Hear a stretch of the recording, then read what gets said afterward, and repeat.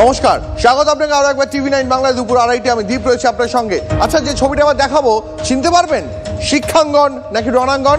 বারাসতের ছবি। বারাসতের দুই কলেজের সংঘর্ষ। বারাসত কলেজের পর বারাসত গভর্নমেন্ট কলেজেও টিএমসিপি এবং এসএফআই দুই দলের মধ্যে ব্যাপক সংঘর্ষ। আর এই দুই দলের সংঘর্ষের মাঝে পড়ে মাথা ফাটলো এক পুলিশ কর্মীর। এই মুহূর্তে ঘটনাস্থল থেকে সরাসরি আমাদের সহকর্মী প্রতিনিধি দীপঙ্কর রয়েছেন। দীপঙ্কর, এই মুহূর্তে কি পরিস্থিতি সেখানে? খানিকক্ষণ আগেই যে ধুন্ধুমার চলছিল। দেখো, ভয়ঙ্কর অবস্থা হয় বারাসাত কলেজ এবং বারাসাত গভর্নমেন্ট কলেজ, দুটো কলেজের সামনেই ধস্তাধস্তি হয় এবং কলেজের গেট আটকে রেখেছিল যদি যাতে কেউ বাইরে থেকে ঢুকতে না পারে। কিন্তু এসএফআইয়ের যে মিছিলগুলো কলেজের গেটের সামনে আসে, সেই গেটের সামনে আসার পর এসএফআই যেমন স্লোগান দিতে থাকে, উল্টো দিকে কলেজের ভেতর থেকে স্লোগান আসতে থাকে এবং তারপরই দুপক্ষ কাছাকাছি এগিয়ে আসে। তারা তাদের ঝান্ডা লাগাতে যায়, তাদের পতাকা লাগাতে যায়, তাই নিয়ে ধস্তাধস্তি হয়। দুপক্ষ গেটের ভেতর থেকে যে যতটা পারে, গেটের বাইরে থেকে যে যতটা পারে এরকম ধাক্কাধাক্কি হচ্ছে। সেরকম একটা পরিস্থিতিতে কিন্তু একজন পুলিশ ইনজিওর্ড হয়, পুলিশের মুখ ফেটে যায়, তার মুখ দিয়ে রক্ত বার হতে থাকে। এখানেই প্রশ্ন ওঠে পুলিশের নিরাপত্তা নিয়ে এবং যেহেতু আগে থেকে ঘোষণা ছিল, আগে থেকে ঘোষিত ছিল, তাহলে কেন আরো বেশি পুলিশ প্রশাসনের ব্যবস্থা করলো না? এবং এখন জেলা শাসকের দপ্তরে তোমাকে দেখাবো, এখন কিন্তু পুলিশি ব্যবস্থা যথেষ্ট আঁটোসাঁটো করা হয়েছে। এই মুহূর্তে ওই মিছিল বারাসত গভর্নমেন্ট কলেজ থেকে বেরিয়ে তারা এখন আসছে আবার জেলা শাসকের দপ্তরে, সেখানে তারা ডেপুটেশন দেবে, সেখানে যাতে আর নতুন করে কোনো রকম সমস্যা না বাড়তে পারে সেই কারণে কিন্তু অতিরিক্ত পুলিশ সেখানে মোতায়েন করা হয়েছে, কোনো রকম যাতে ডিস্টারবেন্স না হয়। কিন্তু আজকে সকাল থেকে এসএফআই তারা রাস্তায় ছিল, তারা মধ্যমগ্রাম চৌমাথা থেকে তারা মিছিল বার করে। সেই মিছিল নিয়ে তারা প্রথমে বিবেকানন্দ কলেজ, সেখানে হালকা উত্তেজনা হলো, সেখানে গন্ডগোল হয়নি, কিন্তু গন্ডগোল হয় প্রথমে এই বারাসত সান্ধ্য কলেজ, যা বর্তমানে বারাসত কলেজ।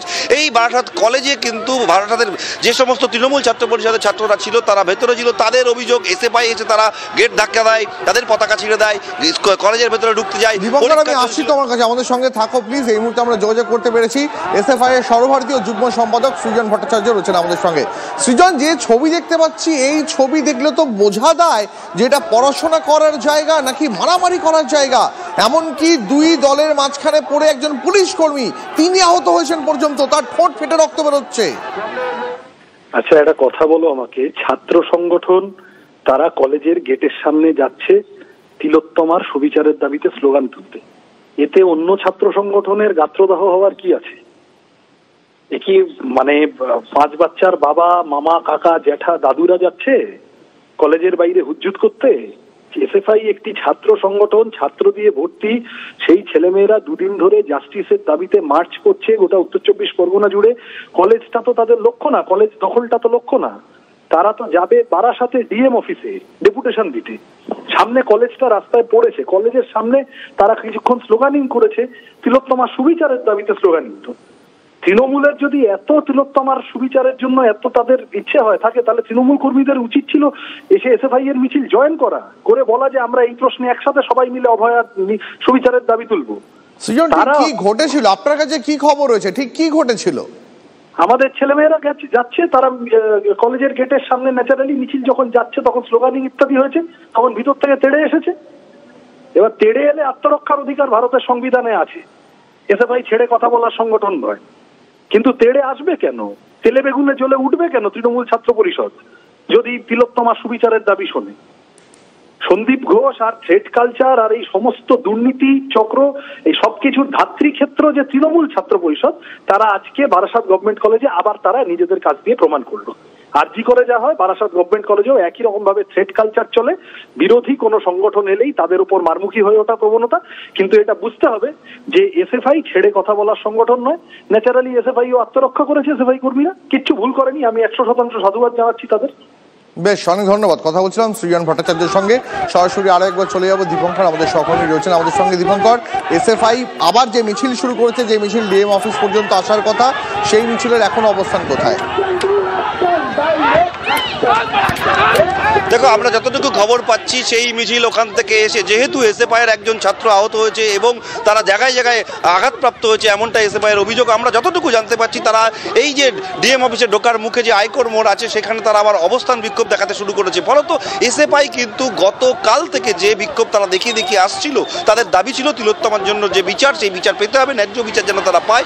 এবং একই সঙ্গে তাদের বক্তব্য এবং ভাষণে একটা কথা বারবার উঠে আসছিল যে যেহেতু কলেজগুলোতে দীর্ঘদিন ধরে কোনো নির্বাচন হয় না, না। সেই কারণে এই অসাধু কাজগুলো বাড়ছে, সেই জন্য নির্বাচনে যেতে হবে এই দাবি নিয়ে তারা মূলত আজকের এই মিছিল শুরু করেছিল। আজকে তারা যখন দফায় দফায় বিভিন্ন জায়গায় আটকে যায়, যেখানে যেখানে তারা বক্তব্য রাখতে যায় সেখানে তাদের বিক্ষোভের মুখে পড়তে হয় এবং একই সঙ্গে দুপক্ষের মধ্যে কিন্তু এক প্রকার সংঘর্ষ বলা যেতে পারে, গেটের এপারে এবং গেটের ওপারে। কিন্তু সংঘর্ষে মনে রাখতে হবে একজন পুলিশ কর্মী গুরুতরভাবে আহত হয়েছেন, ফলত তাকে হাসপাতালে নিয়ে যাওয়া হয়েছে চিকিৎসার জন্য। এবং এখানেই প্রশ্ন উঠছে পুলিশের ভূমিকা নিয়ে, যেহেতু তাদের আগে থেকে ঘোষিত কর্মসূচি ছিল, তৃণমূল ছাত্র পরিষদ গেটের ভেতরে ছিল, সেক্ষেত্রে কেন আরও অতিরিক্ত পুলিশ রাখা হয়নি, এই নিয়ে প্রশ্ন উঠতে শুরু করেছে। এখন আমরা শেষ যেটা জানতে পারছি, এসএফআইয়ের যারা মিছিল নিয়ে আসছিলেন তারা চাপাডালি এবং আইকোর মোড়ের কাছে তারা আবার সেখানে অবস্থান বিক্ষোভ দেখাতে শুরু করেছেন। দিবঙ্গত তৃণমূল ছাত্র পরিষদ যাদের গেটের ওপারে যারা ছিল, যেমনটা তুমি জানাচ্ছ, তাদের কি বক্তব্য, তারা কি বলছেন, তাদের কোনো ভার্সন কি এখনো পর্যন্ত পাওয়া গেছে? কারণ আমরা যতবারই তাদের সঙ্গে কথা বলতে যাচ্ছি তারা শুধুমাত্র দলীয় পতাকা তুলে ধরছিলেন, দেখতে পাচ্ছিলাম কলেজের গেটের ওপার থেকে। একদমই তৃণমূল ছাত্র পরিষদ দুটো কলেজেই তারা তাদের বক্তব্য রেখেছেন। তাদের বক্তব্য যে এসএফআই যদি তিলোত্তমার বিচার চাই তাহলে কলেজের সামনে কেন, এবং তারা নাকি কলেজের সামনে এসে কলেজের গেটের ধাক্কাধাক্কি করেছে, তাদের পতাকা ছিঁড়ে দিয়েছে, এরকম ধরনের এসএফআইয়ের ভূমিকা ছিল। এবং সেই কারণে তৃণমূল ছাত্র পরিষদের যে সমস্ত ছাত্ররা তারা কলেজের ভেতরে স্লোগান দিতে শুরু করে এবং তারপরেই ধস্তাধস্তি হয়েছে। তারা তাদের কলেজে শান্তিপূর্ণভাবে ছিলেন এবং বারাসাত সান্ধ্য কলেজ তারা যেটা বলছিলেন যে ওর ভেতরে কিন্তু পরীক্ষা চলছিল, বলতো পরীক্ষা ছাত্রছাত্রীরা পরীক্ষা দিচ্ছেন, সেই জায়গায় বাইরে থেকে কিছু বহিরাগত এবং এই যে তোমাকে দেখানোর চেষ্টা করবো, এই পুলিশকর্মী তাকে হাসপাতালে নিয়ে যাওয়া হচ্ছে। এই যে পুলিশকর্মী আহত হয়েছেন তাকে কিন্তু হাসপাতালে এই মুহূর্তে নিয়ে যাওয়া হচ্ছে, তার নাকে এবং মুখে গুরুতরভাবে লেগেছে, সেই অবস্থায় তাকে হাসপাতালের পথে নিয়ে যাওয়া হচ্ছে। ফলত তুমি বুঝতে পারছো যে আজকে একটা ভয়ঙ্কর পরিস্থিতি হয়ে যায় যে উত্তর চব্বিশ পরগনা জেলার বিভিন্ন প্রান্তে এরকম একটা স্লোগান দেওয়ার কথা ছিল এবং তাদের বিক্ষোভ দেখানোর কথা ছিল। সেই বিক্ষোভ চলাকালীন পুলিশ আরও কেন সক্রিয় হলো না, গেটের সামনে আরও বেশি পুলিশ কেন থাকলো না, এবং যার কারণে একজন পুলিশ কর্মীকে আহত হতে হলো। যে দুপক্ষই একে অপরকে দোষারোপ করছে। এসএফআই বলছে এটা তৃণমূলের ধাক্কাধাক্কিতে হয়েছে, তৃণমূল ছাত্র পরিষদ বলছে এটা এসএফআইয়ের ধাক্কাধাক্কিতে হয়েছে। যাদের ধাক্কাধাক্কিতে হোক, দুপক্ষের ধস্তাধস্তিতে কিন্তু ওই পুলিশ কর্মী আহত হয়েছে। ফলত একজন পুলিশ কর্মী আহত হওয়া এবং পুলিশের যা নিরাপত্তা, এখন তোমাকে দেখাবো যে পুলিশ কর্মী এই জেলা শাসকের দপ্তরে আসবে বলে যে এরকম অতিরিক্ত মোতায়েন করা হয়েছে, সেটা যদি তখন থাকতো তাহলে একটাই কথা মনে পড়ছে, বাংলা একটা প্রবাদ আছে, চোর পালালে বুদ্ধি বাড়ে। এখন দেখতে পাচ্ছি মিছিল আসার আগে পুলিশের শক্তি বৃদ্ধি হচ্ছে। তৃণমূল ছাত্র পরিষদের কি বক্তব্য এটা জানার জন্য আমরা তৃণাঙ্কুরের সঙ্গে যোগাযোগ করার চেষ্টা করেছিলাম, কিন্তু তৃণাঙ্কুর জানিয়েছেন গোটা বিষয়টা খতিয়ে দেখার পরে তিনি প্রতিক্রিয়া জানাবেন। আরে আমরা এসছি আমাদের কলেজ ছাত্রছাত্রীদের কলেজ, এ পাগল ছাগল ভেতরে দু একটা জোকার আছে, কি করছে আমাদের ফ্ল্যাগ একটু ছিঁড়ার চেষ্টা করেছিল, একটু বুঝিয়ে দিলাম এসএফআই কি জিনিস, পরে আবার বোঝাবো। আমরা কলেজের গেটে এসেছিলাম, আমাদের দাবি তিলোত্তমার বিচারের দাবি। এই দাবিতে এই কলেজের ছেলেমেয়েরা মিছিল করেছে, আমরা সেই দাবি নিয়ে এসেছি। ক্যাম্পাসে গণতন্ত্র ফেরানোর জন্য ছাত্র সংসদ নির্বাচনের দাবি নিয়ে এসেছি। সাধারণ ছাত্রছাত্রীদের দাবি, ক্যাম্পাসে ছাত্রছাত্রীদের ক্যাম্পাস চাই, দুষ্কৃতীদের ক্যাম্পাস চাই না।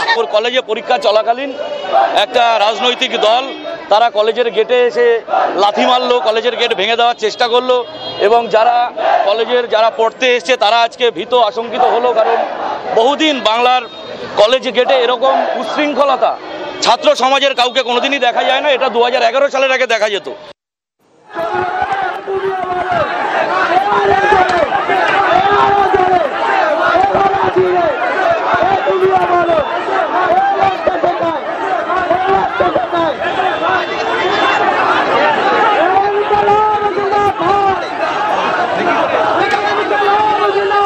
আমরা এই মুহূর্তে যোগাযোগ করেছি তৃণমূল ছাত্র পরিষদের তরফ থেকে তৃণাঙ্কুরের সঙ্গে। তৃণাঙ্কুর রয়েছেন আমাদের সঙ্গে টেলিফোন লাইনে। তৃণাঙ্কুর, এসএফআই যে অভিযোগটা করছে যে আপনারা কি কলেজে দিনের পর দিন নির্বাচন করান না, এমনকি তিলোত্তমার বিচারের জন্য এসএফআই যে দাবি তুলেছিল সেই দাবি এসএফআই মিছিল আসছিল, আপনারা সেই মিছিলে বাধা দিয়েছেন, এমনটাই অভিযোগ এসএফআই এর, আপনারা কি বলবেন?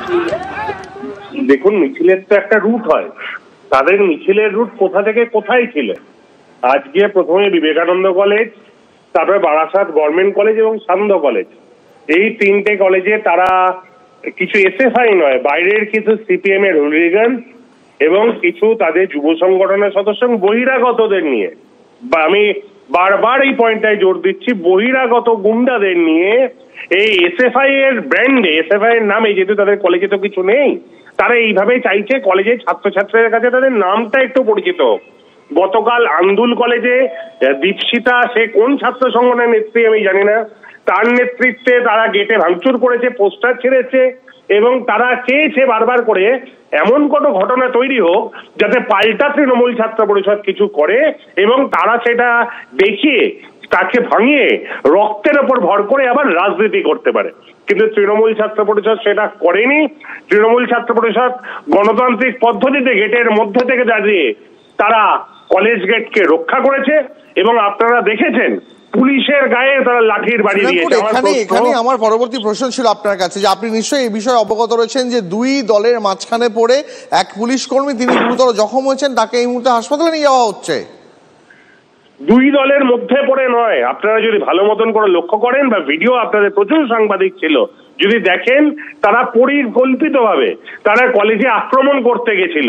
আজকে তারা যদি বিচারের দাবি চায় চাক না সিজিও কমপ্লেক্সে যাক, আজকে তাদের যদি সত্যি কোনো কলেজ সংগঠনে কোনো ছাত্রছাত্রী থাকে তবে কলেজ ছাত্রছাত্রীরা কলেজের ভেতরে তাদের ডেমনস্ট্রেশন করতেই পারে, কিন্তু তাদের সেসব কিছু নেই।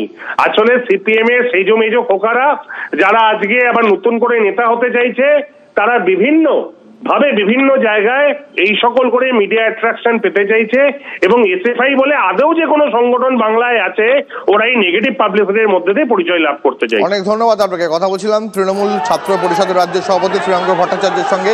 আর এবার আপনাকে দেখাই বারাসাত গভর্নমেন্ট কলেজে, তার সামনেও দফায় দফায় সংঘর্ষ চলে, সেই ছবি এই মুহূর্তে দেখাবো আপনাদের। বারাসাতে দুটি কলেজে কার্যত রণক্ষেত্রের চেহারা নেয়। বারাসাত গভর্নমেন্ট কলেজের সামনেও কার্যত রণাঙ্গনের পরিস্থিতি তৈরি হয়। তৃণমূল ছাত্র পরিষদ একদিকে এবং অন্যদিকে এসএফআই। কলেজের গেটের ওই দিকে ভিতরের দিকে তৃণমূল ছাত্র পরিষদ এবং কলেজের গেটের বাইরে এসএফআই এর সমর্থকরা তারা একে অপরের প্রতি বাক্যবাণ ছুড়ে দিতে থাকেন এবং তাদের দেখা যায় একে অপরের দিকে তেড়ে যেতেও।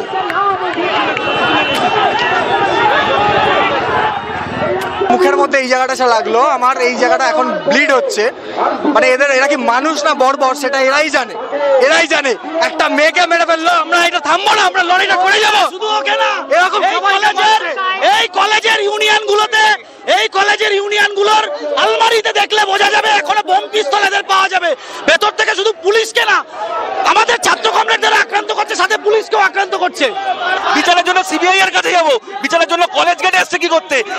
এদের ইচ্ছা করে এরা কলেজটাকে নষ্ট করার চেষ্টা করে। একজন পুলিশ কর্মী আহত হয়েছে, ওরা বলছে নাকি আপনারা এসএফআই এর লোকরা মেরেছে, বাইরে থেকে কলেজের ভেতর ঢিল মেরেছে। একটু পরে আমরা দেখাচ্ছি কলেজের ভেতর ঢিল মারা হয়েছে। এদের কাজ এই অপসংস্কৃতি, এর জন্য এরা কলেজ গেটে শূন্য, বিধানসভায় শূন্য, লোকসভাতেও শূন্য।